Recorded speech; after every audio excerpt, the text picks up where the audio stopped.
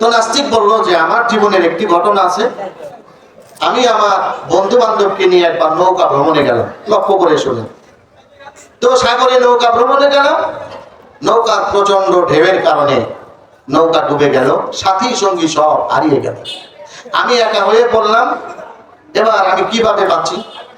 নৌকার ভাঙা একটা তক্তা আমি বুকের মধ্যে দিলাম, কিন্তু কিছুক্ষণ পরে একটা ঢেউ এসে আমার বুকে থেকে সেই তক্তাটা ছাড়িয়ে দিয়ে গেল। তখন আমি আমার জীবনে বুদ্ধি হওয়ার পরে কোনোদিন আল্লাহকে ডাকি নাই, আল্লাহ বলে ডাকি নাই। ওই দিন আমার মনের অজান্তে আমার মুখ দিয়ে বের হয়ে গেছিল, আল্লাহ তুমি আমাকে বাঁচাও। ইমাম জাফর সাদিক বলতেছে, নাস্তিক যে আল্লাহকে তুমি জীবনে কোনোদিন ডাকো নাই, সাগরে পড়ে তোমার জীবন বাঁচানোর জন্য তোমার মনের অজান্তে যখন তোমার মুখ দিয়ে বের হয়েছে, আল্লাহ তুমি আমাকে বাঁচাও, এরপরে তোমার কি অবস্থা হলো? এবার ওই নাস্তিক বলতেছে, তারপরে আমি অজ্ঞান হয়ে গেলাম। জ্ঞান ফেরার পরে দেখি একটা দ্বীপের মধ্যে জেলেরা আমাকে আদর যত্ন করতেছে, আমার সেবা যত্ন করতেছে। এরপরে আমার জ্ঞান ফেরার পরে আমার গন্তব্য স্থানে তারা আমাকে রেখে গেল। ইমাম জাফর সাদিক বলতেছে, নাস্তিক যে আল্লাহকে তুমি কখনো কোনোদিন ডাকো নাই, বিপদে পড়ে তোমার মনের অজান্তে বের হয়ে গেল, আল্লাহ তুমি আমাকে বাঁচাও, এরপরে তুমি অজ্ঞান হয়ে গেলে কিচ্ছু বলতে পারো নাই। ওই দিন যিনি তোমাকে বাঁচিয়েছিলেন তার নাম হলো রব্বিল আলামিন। জোরে বল সুবহানাল্লাহ। এরপরে ওই নাস্তিকের চোখ দিয়ে পানি ঝরছে। এবার নাস্তিক বলতেছে, ইমাম জাফর সাদিক আমি জীবনে অনেক ভুল করেছি, আর ভুল করব না। এবার তুমি আমাকে তাড়াতাড়ি তাওহীদের কালিমা পড়ায় দাও, লা ইলাহা ইল্লাল্লাহু মুহাম্মাদুর রাসূলুল্লাহ সাল্লাল্লাহু আলাইহি ওয়াসাল্লাম। ঠিক কি না? যারা এই যে নদী এপার ওপার চলাফেরা করে, যখন নদীতে নৌকা মাছ নদীতে ঝড় উঠে গেছে, সাহায্য চাই কার কাছে? জোরে বলুন, আরো জোরে বলুন, কার কাছে? আল্লাহর কাছে সাহায্য চাই। আমার ভাইয়েরা, আমার বন্ধুরা, আল্লাহর পয়গম্বর হযরত ইউনূস আলাইহিস সালাতু ওয়াস সালাম যাকে মাছে খেয়ে ফেললেন, ওই ইউনূস নবী কার কাছে সাহায্য চেয়েছিলেন? জোরে বলুন, আরো জোরে বলুন, কার কাছে? ইউনূস নবী সাহায্য চাইলেন, লা ইলাহা ইল্লা আনতা সুবহানাকা ইন্নী কুনতু মিনাজ জালিমিন। আল্লাহু আকবার। ইউনূস নবী ঠিক যেই জায়গাটা মাছে ওনাকে গিলে অবস্থান করছিল, ওই জায়গাটা বর্তমানে সাগরের গভীরতা ৭,০০০ ফিট। কত হাজার ফিট? আল্লাহর পয়গম্বর হযরত ইউনূস মাছের পেটের ভিতরে। ইউনূস নবী জানে পৃথিবীর কেউ আমাকে বাঁচাতে পারবে না, আমাকে সাহায্য করতে পারবে না। আমাকে যিনি সাহায্য করতে পারবেন, বাঁচাতে পারবেন, তিনি হলেন আমার আল্লাহ। এই জন্য পয়গম্বর আল্লাহর কাছে সাহায্য চাইলেন, লা ইলাহা ইল্লা আনতা সুবহানাকা ইন্নী কুনতু মিনাজ জালিমিন। ঠিক কি না? আল্লাহ রাব্বুল আলামিন জিবরাইলকে বলে দিলেন, জিবরাইল তুমি তাড়াতাড়ি যাও, আমার পয়গম্বর ইউনূস মাছের পেটের মধ্যে অক্সিজেনের ব্যবস্থা করে দাও, থাকার জন্য সুন্দর ব্যবস্থা করে দাও। আল্লাহ রাব্বুল আলামিন ওই গভীর পানির নিচে আল্লাহর পয়গম্বর হযরতে ইউনূস নবীর জন্য সুন্দর ব্যবস্থা করে দিলেন। 40 দিন পর্যন্ত মাছের পেটে রইলেন, আল্লাহর নামে উনি পড়ে রইলেন। হযরত ইউনূস নবীর কোনো ক্ষতি হলো না। কে হেফাজত করছে? জোরে বলুন, আরো জোরে বলুন, কে? আল্লাহ বলে, ফাল্লাহু খায়রুন হাফিযা ওয়া হুয়া আরহামুর রাহিমিন। আমি আল্লাহ হলো উত্তম হেফাজতকারী। আমি আল্লাহ যাকে হেফাজত করব, পৃথিবীর কোন শক্তি তার চুল পরিমাণ ক্ষতি করতে পারবে না। আর আমি আল্লাহ যার ক্ষতি করব, পৃথিবীর সবাই মিলে তাকে বাঁচাতে পারবে না। কথা ঠিক কিনা? এই জন্য হযরত আব্বাস রাদিয়াল্লাহু তাআলা আনহু থেকে বর্ণিত, তিনি বলেন, قال حسبنا الله ونعم الوكيل قالها إبراهيم عليه الصلاة والسلام حين ألقي في النار وقالها محمد صلى الله আলাইহি ওয়াসাল্লাম হিনা ক্বালু ইন্নান নাস قد جمعوا لكم فاخشوهم فزادهم إيمانا وقالوا حسبنا الله ونعم الوكيل جركن سبحان الله حضرت عباس رضي الله تعالى عنه থেকে বর্ণিত তিনি বলেন আল্লাহর নবী সাল্লাল্লাহু আলাইহি ওয়াসাল্লাম বলেছেন আল্লাহর পয়গম্বর হযরত ইব্রাহিম আলাইহিস সালাতু ওয়াস সালাম যখন বিপদে পড়েছেন তখন ইব্রাহিম আলাইহিস সালাতু ওয়াস সালাম আল্লাহর কাছে সাহায্য চেয়েছেন এইভাবে হাসবুনাল্লাহু ওয়া নি'মাল ওয়াকিল আল্লাহ তুমি আমার জন্য যথেষ্ট সুবহানাল্লাহ আর জোরে কোন সুবহানাল্লাহ সুবহানাল্লাহ হাসবুনাল্লাহু ওয়া নি'মাল ওয়াকিল আল্লাহ তুমি আমার জন্য যথেষ্ট ঠিক কি না এই জন্য ঈমানদাররা যখন পরীক্ষিত হবে ঈমানদারদেরকে আল্লাহ যখন পরীক্ষা করে তখন ঈমানদাররা বলে ক্বালু ইন্না লিল্লাহ আল্লাহ আমরা তো তোমার জন্য ওয়া ইন্না ইলাইহি রাজিউন এবং আমরা তোমার কাছেই ফিরে যাব ঠিক কি না ইব্রাহিম আলাইহিস সালাম কখন এটা করেছিলেন হাসবুনাল্লাহু ওয়া নি'মাল ওয়াকিল যখন নমরুদ বিশাল আগুনের কুণ্ডলী বানাইয়া ইব্রাহিম আলাইহিস সালাতু ওয়াস সালামকে ওই কুণ্ডলীর মধ্যে ফেলে দিবে এবার চরকের গাছ চরকের মধ্যে ইব্রাহিমকে উঠাইছে উঠানোর পরে ইব্রাহিম আলাইহিস সালাতু ওয়াস সালাম নিচের দিকে তাকায় দেখে নিজের জন্মদাতা পিতা আজর ওই চরকের রশি ধরে ধরে টানতেছে ইব্রাহিম আলাইহিস সালাতু ওয়াস সালাম তখন বললেন আল্লাহ সন্তানের বিপদের সময় মা তার কাছে থাকে পিতা তার সাহায্য করে সহযোগিতা করে আর আমার বিপদের সময় আমার মা কোথায় আছে আমি জানি না আমার পিতা যিনি আমাকে জন্ম দিয়েছেন আমার চরকের রশি ধরে ধরে টানতেছে আমার পিতা জানে ওই গহীন আগুনের কুণ্ডলীর মধ্যে তার সন্তান পড়লে পুরে ভস্ম হয়ে যাবে পিতা যেহেতু আমাকে পুরাণের জন্য আগুনের কুণ্ডলীতে ফালাই দেওয়ার জন্য ব্যস্ত এমন সময় সকলে চরকের রশি ধরে টান দিছে ইব্রাহিম ছিটকে আগুনের মধ্যে পড়বে জিবরাইল এসে হাজির হয়েছে বলতেছে ইব্রাহিম তুমি যদি আমার কাছে সাহায্য চাও তাহলে আমি নমরুদের আগুনের কুণ্ডলী এই যে পাখা দিয়া বাড়ি দিয়া একেবারে হাজার হাজার বিট মাটির সঙ্গে মিশিয়ে দিব ইব্রাহিম আলাইহিস সালাতু ওয়াস সালাম বলে ও জিবরাইল তোমাকে এত শক্তির অধিকারী কে করেছে বলে আল্লাহ করেছে তোমাকে এত ক্ষমতা কে দিয়েছে বলে আল্লাহ দিয়েছে তো তোমাকে যে আল্লাহ বানাইছে আমাকে তো সেই আল্লাহই বানাইছে কথা ঠিক কি না ও জিবরাইল তোমাকে যে আল্লাহ বানিয়েছে আমাকে সেই আল্লাহই বানাইছে তাহলে আমি কেন তোমার কাছে সাহায্য চাবো আমি তোমার কাছে সাহায্য চাই না হাসবুনাল্লাহু ওয়া নি'মাল ওয়াকিল আমার আল্লাহ আমার জন্য যথেষ্ট ইব্রাহিম আলাইহিস সালাতু ওয়াস সালাম বললেন ইন্নী ওয়াজ্জাহাতু ওয়াজহিয়া লিল্লাযী ফাতারাস সামাওয়াতি ওয়াল আরদ হানিফাও ওয়া মা আনা মিনাল মুশরিকিন জোরে সুবহানাল্লাহ ওই বিশাল আগুনের কুণ্ডলী হতে ইব্রাহিম আলাইহিস সালাতু ওয়াস সালামকে কে বাঁচিয়েছে আর জোরে বলুন কে বাঁচিয়েছে সকলে আমরা সেই আল্লাহর শুকরিয়া আদায় করি জোরে পড়ি আলহামদুলিল্লাহ সে আল্লাহ আছে না নাই আরো জোরে কোন আছে না নাই আমার ভাইয়ের আমার বন্ধুরা আল্লাহর পয়গম্বর ভাই আপনি আমার পক্ষ থেকে সালাম দিয়ে দিতে একটু সালাম দিয়ে যাচ্ছে আমাদের হরিরামপুর সিংহের এবং মানিকগঞ্জ সদরের দাঁড়ির পাল্লার যিনি ক্যান্ডিডেট তিনি এসেছেন আমাদের জাহিদ ভাই আপনাদের সকলকে সালাম দিছে জাহিদ ভাইয়ের পক্ষ থেকে সালাম গ্রহণ করি ওয়ালাইকুম আসসালাম লা ইলাহা ইল্লাল্লাহ লা ইলাহা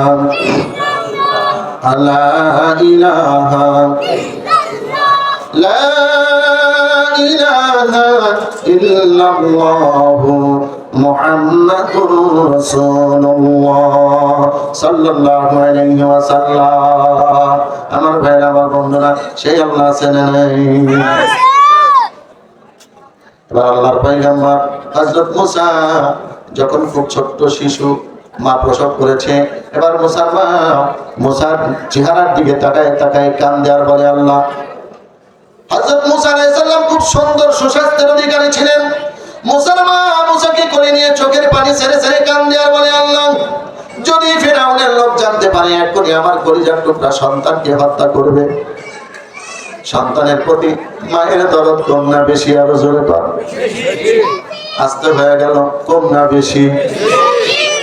আবার ছোট দুধের বাচ্চা মুসার মা কান্দে আর বলে, আল্লাহ এত সুন্দর চেহারার সন্তান তুমি আমাকে দিয়েছো, যদি ফেরাউনের লোক জানতে পারে এখনই তো আমার সন্তানকে ওরা হত্যা করে ফেলবে, আমি এখন কি করি?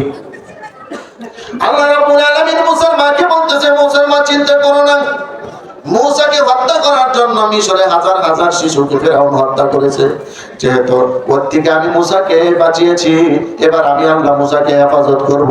জোরে কোন সুবহানাল্লাহ। এবার মূসার দায়িত্ব কে নিয়েছে? জোরে কোন, আর জোরে বলুন কে নিয়েছে? আল্লাহ রাব্বুল আলামিন মূসার মাকে বলতেছে, মূসার মা যদি তুমি পারো মূসাকে একটা বাক্সের মধ্যে ভইরা ঢুকাইয়া এরপরে তুমি ওই সাগরের মধ্যে ফেলাইয়া দাও। এবার যদি তুমি তোমার সন্তানের কল্যাণ চাও, বাঁচাতে চাও, তাহলে একটা বাক্সের মধ্যে ভইরা সন্তানকে সাগরের মধ্যে বাসাইয়া দাও, ফালাইয়া দাও। এবার মুসলমান চিন্তা করতেছে বাক্স পাবো কোথায়? যদি বাক্স খুঁজতে যাই, যদি মিস্ত্রি ডাকি বাক্স বানানোর জন্য, ফেরাউনের লোকজন ঘুরতেছে, না জানি আমার সন্তানের কথা টের পেয়ে তাকে হত্যা করে ফেলে। এরকম চিন্তা ভাবনা করতেছে, হঠাৎ করে মুসার বাড়ির সামনে দিয়ে একজন ফেরিওয়ালা কাঠ মিস্ত্রি যায় আর বলে, কারো বাক্স বানানো লাগবে নি? বাক্স। জোরে বলেন আল্লাহু আকবার।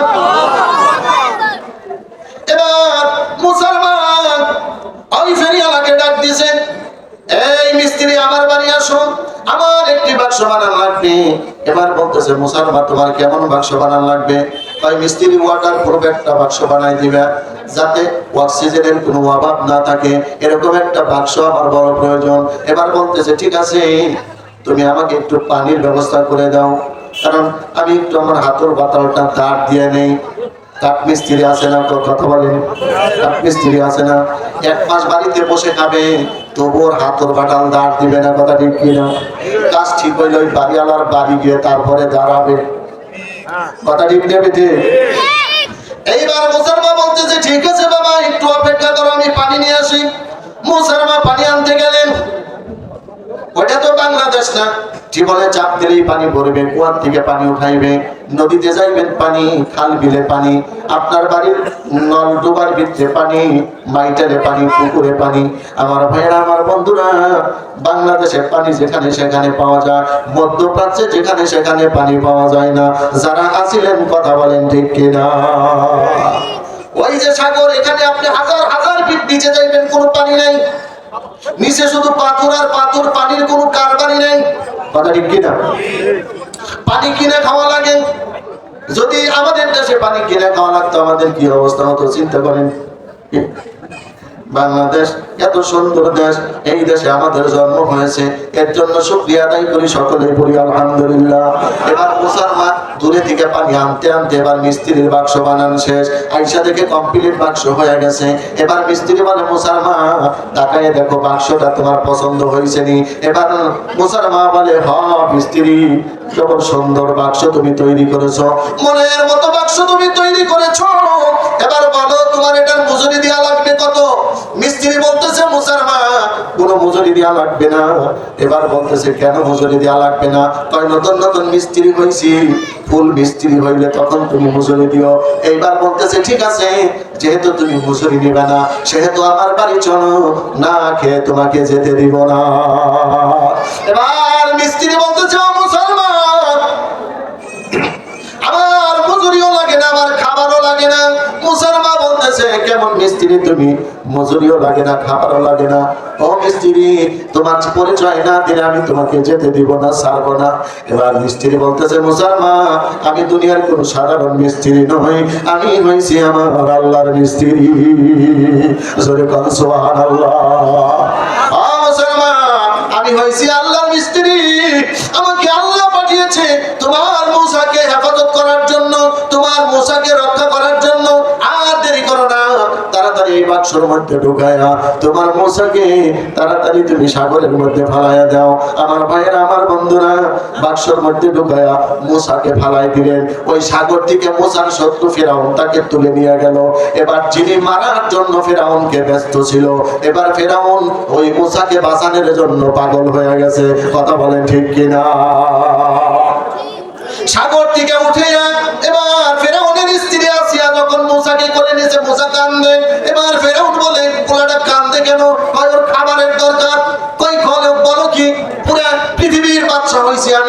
ওর খাবারের জন্য কাঁদবে, এটা তো হতে পারে না, তাড়াতাড়ি খাবারের ব্যবস্থা করো। এবার আসিয়া বলে, দুনিয়ার যে খাবার তুমি বলতেছো, এই খাবার ওর প্রয়োজন নাই, ওর প্রয়োজন হলো ওর মায়ের বুকের দুধ। জোরে বল সুবহানাল্লাহ। সে আল্লাহ আছে না নাই?